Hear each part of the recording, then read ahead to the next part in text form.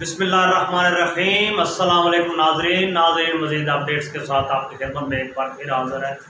ناظرین، آج کی گفتگو شروع کرنے سے پہلے آپ کو بتاتے چلے، مجھے ایک مضحکہ خیز ایک بات یاد آ گئی۔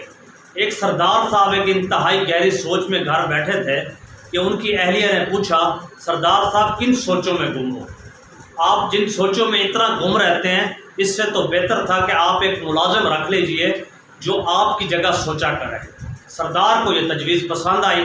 سردار نے یوں کیا کہ ایک ملازم رکھ لیا۔ ملازم نے آ کر پوچھا، سردار جی مجھے کرنا کیا ہوگا؟ سردار جی نے جواب دیا کہ تمہیں صرف سوچنا ہے۔ ملازم حیران ہوا۔ اس نے کہا، اچھا اس کی مجھے تنخواہ کتنی ملے گی؟ سردار جی نے کہا کہ مبلغ 50,000 روپے۔ تھوڑی دیر بعد ملازم نے کہا کہ سردار جی جو آپ سوچتے ہیں آپ کو کتنی تنخواہ ملتی ہے؟ سردار جی نے کہا مجھے تو 30,000 روپے ملتے ہیں۔ اسی اثناء میں ملازم کو خیال آیا، تو پھر جناب مجھے 50,000 آپ کیسے دیں گے؟ سردار جی نے ہنستے ہوئے کہا، یہی بات تو سوچنی ہے کہ تمہیں میں 50,000 کیسے دوں گا۔ یعنی بات تو آسان بھی ہے اور مشکل بھی اور مضحکہ خیز بھی۔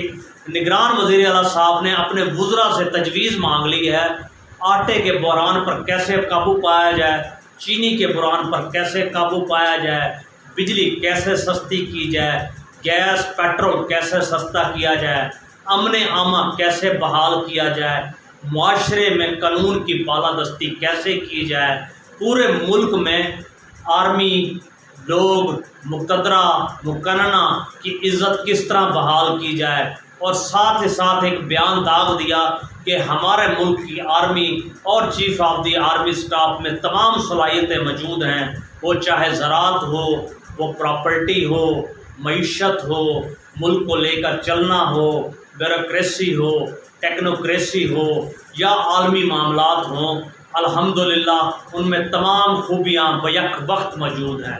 ایک طرف تو یہ بات، دوسری طرف یہ بات، کیا کہیں، کیا بوئیں، کیا کاٹیں۔ ارض وطن کے 24 کروڑ عوام کے نصیب ہی پھوٹ گیا کہ آپ دیکھیے کیسے کیسے لوگ ہمیں ملے۔ ناظرین، کہاں تو کجا ISPR نے پچھلے مہینے ہم نے آپ کو بتایا تھا ایک اسپیشل قسم کا آرڈیننس جاری کیا ہے کہ جس میں ایک بات ہے کہ جو ہمارے chief of the army staff ہیں حافظ صاحب کی تعریف اور توصیف کی جائے۔ اس حوالے سے کافی فنڈ بھی جاری ہوئے، اب ہر جگہ ان کی توصیف کی جا رہی ہے۔ Chief of the army staff حافظ جی اور حافظ جی اور حافظ جی، یعنی جو ہمارا گورنمنٹ اور سرکاری میڈیا ہے وہ تو ویسے ہی وفات پا چکا، لیکن اب ہر طرف ایک ہی گونج ہے کہ حافظ جی کے کارنامے اور حافظ جی کی باتیں اور حافظ جی کا ویژن۔ حافظ جی کا ویژن آپ نے دیکھنا ہو تو انٹرسیپٹ کو آپ پڑھیے، اس نے ایک سٹوری بریک کی ہے، اس نے سب جرنلز کو ننگا کر کے رکھ دیا ہے، سب کی حقیقت عیاں کر کے رکھ دیا ہے، سب کو کھول کر رکھ دیا ہے، سب کو بے نقاب کر کے رکھ دیا ہے کہ پاکستان جو انکاری تھا، جو ایبسلیوٹلی ناٹ قیدی نمبر 804 نے جس بات سے انکار کیا تھا، یعنی رشیا کے اگینسٹ یوکرائن جنگ میں پاکستان امریکہ کا الائز بنا ہی نہیں جناب، آپ کے کینٹ سے جو آپ کی آرڈیننس فیکٹری ہے وہاں سے جو بھیجے گئے، اب تک 236 سے زیادہ اسلحے کے کنٹینر یوکرین پہنچائے جا چکے ہیں۔ یہ تمام کنٹینر CIA کی موجودگی میں بذریعہ کراچی، دبئی اور یہ روٹ اختیار کرتے ہوئے یوکرین تک پہنچے ہیں، وہاں سے یورپ، اور یہ راستہ روٹ اس طرح کا تھا۔ ساتھ ساتھ مین پاور بھی دی گئی ہے۔ ناظرین، اس کے عوض جو ہمیں IMF سے بیل آؤٹ پیکج ملا وہ اسی کے عوض ملا، اور 3 شرطیں اور منوائی گئی۔ وہ 3 شرطیں کیا تھی؟ نمبر 1، ایبسلیوٹلی ناٹ کہنے کے جرم میں ہم پابند سلاسل کریں گے عمران خان صاحب کو۔ نمبر 2، ہم حقوق کی پامالی کریں گے، اس پر کوئی نہیں بولے گا۔ نمبر 3، ہم الیکشن اپنی مرضی سے کروائیں گے، اس پر بھی کوئی نہیں بولے گا۔ اس تمام باتوں کی اجازت دے دی گئی، اور اس طرح پاکستان یوکرین کی جنگ میں کود گیا۔ ناظرین، اس کے عوض جو میزائل ٹیکنالوجی اور دیگر چیزیں دی جا رہی ہیں، جو یوکرین جنگ میں اس وقت کام آ رہی ہیں، جو مین پاور اس وقت کام آ رہی ہے مختلف شکلوں میں، یہ صرف اور صرف اس طرح نہیں ہے کہ صرف اور صرف قرضہ ہی دیا گیا۔ ناظرین، اس کی مد میں کئی ڈالر اور بھی ہے، کروڑوں ڈالر، جو بھاگ کے سرکار ہضم ہو چکے ہیں، اور اس کے ساتھ ساتھ آپ کو بتاتے چلیں یہ دوبارہ کوشش کر رہے ہیں انگیج کرنے کی۔ دوہری چال آپ دیکھیے کہ انہوں نے چیزیں تو بھیجی اس اسلحے کے اندر، مگر وہاں پر کلی طور پر یہ لوگ جیتنے کی پوزیشن میں نہیں ہیں۔ یعنی بتانے کا مقصد یہ ہے وہی چال جو انہوں نے افغانستان میں کھیلی تھی، یعنی یوکرین کی فوج رشیا کے اگینسٹ نہ تو ون پوزیشن میں آئے گی نہ ہی لوزر پوزیشن میں آئے گی۔ جتنا وقت گزرے گا اتنا امریکہ کی مجبوری بنے گی، یورپ کی مجبوری بنے گی، پیسہ پاکستان کو دیا جائے گا، اسلحہ بیچا جائے گا، جنگ لمبی ہوتی چلی جائے گی، مشکلات بڑھتی چلی جائیں گی، مصائب بڑھتے چلے جائیں گے، اور کمزور ہوگا تو یوکرین ہوگا، کمزور ہوگا تو رشیا ہوگا، کمزور ہوگا تو یورپ ہوگا، ڈالر ملیں گے تو پاکستان کو ملیں گے، جیب ہوگی تو حافظ صاحب کی ہوگی، اور اس کے ساتھ ساتھ ہمارے انٹرم سیٹ اپ کے بیٹھے ہوئے وزراء کی ہوگی۔ اور اگلی آپ کو بات بتاتے چلیں کہ اس وقت قرہ جناب آذربائیجان کے اندر جنگ دوبارہ سے چھڑ چکی ہے۔ پاکستان خاموشی کے ساتھ اس جنگ میں شریک کار ہے۔ دیکھتے ہیں اس جنگ میں کیا صورتحال بنتی ہے، آنے والے دنوں میں وہاں کیا کیفیت بنتی ہے، ہم وہاں کیا اپنی اسٹریٹجی بناتے ہیں، یہ بھی آپ کے سامنے آ جائے گی۔ بہرحال افسوس کا مقام ہے ہم ساری زندگی ہم نے وہ کام کیا جن کے پاس تو اختیار ہے ان کے پاس اقتدار نہیں، جن کے پاس اقتدار ہے ان کے پاس اختیار نہیں۔ یعنی ایک بھیڑ چال ہے، اور بھیڑ چال کا عملی نمونہ آپ نے کاکڑ صاحب کے بیان سے سن ہی لیا، وہ سمجھ ہی لیا کس طرح کی وہ بات کرتے ہیں، کیسی بات کرتے ہیں۔ کہا تو یہ جا رہا ہے کہ میاں نواز شریف صاحب جب تشریف لائیں گے 1 بلین افراد ان کا جناب صاحب خیر مقدم کریں گے۔ کہنے کو تو اچھا ہے، کاغذ پہ لکھنے کو بھی اچھا ہے، بولنے کو بھی اچھا ہے، اور اس کے ساتھ ساتھ اخبار میں خبر دینے کو بھی اچھا ہے، سوچنے پر بھی پابندی نہیں ہے، خواب دیکھنا بھی برا نہیں ہے، سپنے دن کو آئیں یا رات کو آئیں، یا سوچتی آنکھوں جاگتی آنکھوں اور سوچتے کانوں یا بڑھتی ہوئی سوچ کے ساتھ آئیں، یہ کوئی بری چیز نہیں۔ 1 بلین ہوں، 1 ملین ہوں یا 1000 ہوں، ابھی تو امکان یہ ہے کہ ان کی اس وقت 21 اکتوبر کی فلائٹ کینسل ہو چکی ہے۔ خدشہ یہ ہے، بتایا یہ گیا ہے جیسے وہ گھر سے نکلے ایک شخص جو ان کا ڈرائیور تھا اس نے مرر نیچے کروایا، ساتھ ہی ان پر تھوک دیا۔ یہ تھوکا نہیں، یہ جواب دیا، حضور آپ پاکستان تشریف لائیے، آپ کو فلائٹ کے اندر ہی آپ کا سواگت کیا جائے گا۔ 1 بلین جو باہر لوگ ہوں گے وہ الگ طرح کے ہوں گے۔ کمپنی کو الگ سے خدشہ پڑ گیا کہ ان کو پروٹوکول دینے کے لیے پولیس ہی نہیں رینجر کو بھی بھیجنا پڑے گا جو کہ پورا دستہ ہوگا۔ اب رینجر ان کو پورے ملک میں کہاں کہاں تک لے کر جائے گی، کیسے پذیرائی دلوائے گی، یہ تو آنے والا وقت ہی بتائے گا۔ ہم تو یہی کہہ سکتے ہیں جنرل عاصم منیر صاحب کی توصیف کے اوپر جو اشعار کہے جا رہے ہیں، ان کی جو مدح سرائی کی جا رہی ہے، آپ اپنے زوال کا اندازہ لگائیے۔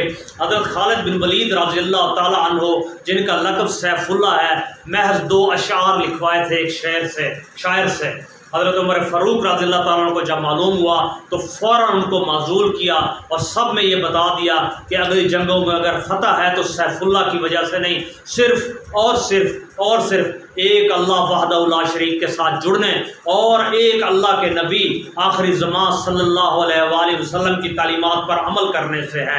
پھر وقت نے ثابت کیا حقیقتاً بھی ایسے ہی تھا۔ ان کو معزول کیا، ان کا وظیفہ مقرر کیا اور ان کو شام کی طرف روانہ کیا۔ پھر اس چیز کی پاسداری آپ کو افغانستان میں دیکھنے میں ملے گی جہاں پر جنرل میک کرسٹل بھی تھا اور جناب سر ڈیوڈ پیٹریاس بھی تھا۔ اسی طرز پر ان کو بھی فارغ کیا گیا۔ ناظرین، جو زندہ قومیں ہوتی ہیں، ملک تو یہ ننگے ہیں لیکن زندہ بھی ہیں، زندہ قومیں کس طرح لے کر چلا کرتی ہیں۔ محض ایک ای میل تھی جس کی وجہ سے عراق جنگ کا فاتح، مصر اپنا شام کا فاتح، افغانستان میں ڈیوڈ پیٹریاس، مگر اسے اس عہدے سے برخاست کر دیا گیا۔ کیا کہنے حافظ سید عاصم منیر شاہ صاحب کے، جو سادات بھی کہلواتے ہیں، شاہ بھی کہلواتے ہیں، حافظ بھی کہلواتے ہیں، chief of the army staff بھی ہیں، اونچی شخصیت بھی ہیں، مگر اپنی مدح سرائی کا کوئی پہلو ہی ساتھ نہیں جانے دیتے۔ ہم کیا کہیں، یہ دور رنگیلا شاہ کا ہے یا شہنشاہ اکبر کا ہے، لیکن ایک بات تو ہم جانتے ہیں، یہ دور حضرت خالد بن ولید رضی اللہ تعالیٰ عنہ کا نہیں ہے، یقیناً آپ سمجھ سکتے ہیں ہم تنزلی کے کس گڑھے اور گہرے کنویں میں گر چکے ہیں۔ ہماری حالت ہر آنے والے دن کے ساتھ بدترین سے بدترین نہیں، بد سے بدتر ہوتی چلی جا رہی ہے۔ ہماری کیفیت یوں بن چکی ہے کہ ہم اس وقت بنو امیہ ہو یا بنو عباس ہو، ہم ان کے تمام کاوشوں اور کوششوں سے بھی آگے بڑھ چکے ہیں۔ یہ سب لوگوں کو اٹھانا، گرپ کرنا، جو بولے اس کی زبان بند کرنا، زبان بند کرنے کے لیے تمام فسطائیت کا مظاہرہ کرنا، دن دہاڑے چار دیواری کے تحفظ کو پامال کرنا، یہ تمام کوششیں بنو امیہ کی تو تھیں، حجاج بن یوسف کو بھی تو تھیں، سلمان اور مروان کی تو تھیں، حکم کی تو تھیں، ابو جعفر منصور کی تو تھیں، حجاج بن یوسف کی بھی تھیں، مگر افسوس کا مقام ہے چنگیز خان کبھی اس طرح کا نہیں تھا، جو کہ خدا کو تو نہیں مانتا تھا لیکن کسی نہ کسی اصول کے اوپر ضرور کاربند تھا۔ اس وقت پاکستان میں تمام اصول فوت ہو چکے ہیں۔ کہا جا رہا ہے چیف جسٹس آف پاکستان سے کچھ خیر کی امیدیں ہیں، دیکھتے ہیں آنے والے دنوں میں کس نوعیت کی خیر نکلتی ہے۔ تاحال تو صورتحال یہ ہے کہ جتنی کارروائی 2 دن کی ہو رہی ہے، 80% جج صاحبان بول رہے ہیں، 20% وکلا بول رہے ہیں، جو کرنے کے ان کے کام ہے۔ جس دن قیدی نمبر 804 کو انہوں نے انصاف دیا، لفظ ہو رہا ہے انصاف، اگر انصاف دیا 9 مئی کے واقعے پر لوگوں کو انصاف دیا، ہم واقعی سمجھیں گے کہ یہ جسٹس ہیں اور قاضی کے مقام پر فائز ہیں، اور ان قاضی کے مقام پر فائز ہونے والے شخصیت کو انصاف بھی حضرت عیسیٰ کی طرح کرنا چاہیے، جیسا کہ ان کے نام سے ظاہر ہے، قاضی محمد فائز عیسیٰ۔ ایسا نہ ہو کہ شامی صاحب کی طرح بات آ جائے جو کہ مذکہ خیز بن جائے کہ قاضی فائز عیسیٰ صاحب پوتے ہیں محمد علی جناب بانی پاکستان کے۔ لیکن ہم کیا کہیں، جب کاسا لیسی میں آپ 2 قدم آگے بڑھتے ہیں تو آپ سٹھیا بھی جاتے ہیں، لیکن نقل کے لیے عقل بھی ضرورت ہوتی ہے، لیکن کیا کہنے کبھی کبھی عقل بھی جواب دے جایا کرتی ہے، اس بات پر مسکرانے کی ضرورت نہیں۔ بہرحال لمحہ فکریہ ہے، میرا بھی آپ کے لیے بھی۔ یوکرین جنگ آپ کو مبارک ہو، افغانستان کے قدم آپ کی طرف بڑھ رہے ہیں، آپ کو مبارک ہو۔ آپ اس وقت آذربائیجان کی جنگ میں کود چکے ہیں، آپ کو مبارک ہو۔ ایران کو اپنے خلاف آپ کر رہے ہیں، آپ کو مبارک ہو۔ ترکی کو اپنا ہم نوا بنا رہے ہیں، آپ کو مبارک ہو۔ یعنی 4 میدان بیک وقت کھل چکے ہیں، اور اس کے ساتھ ساتھ چائنا کو آنے والے دنوں میں جس طرح آپ لپیٹیں گے، آپ کو مبارک ہو۔ ایک لمبی اننگ ہے، بہترین کھیل تیار ہے، کھانے کا زبردست سامان دوبارہ تیار ہو چکا ہے، اور ہم تو ٹھہرے کرائے کے ویسے ہی فوجی اور کرائے کے لوگ، ہم لڑیں گے جہاں بھی ہمیں کہا جائے گا، بلایا جائے گا۔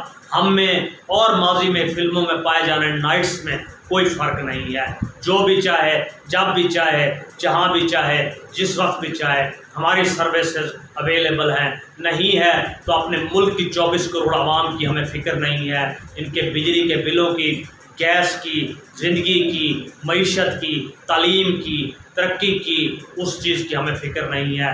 باقی اس کے علاوہ ہر چیز کی فکر ہے۔ اپنا خیال رکھیے گا، بہت بہت شکریہ، السلام علیکم۔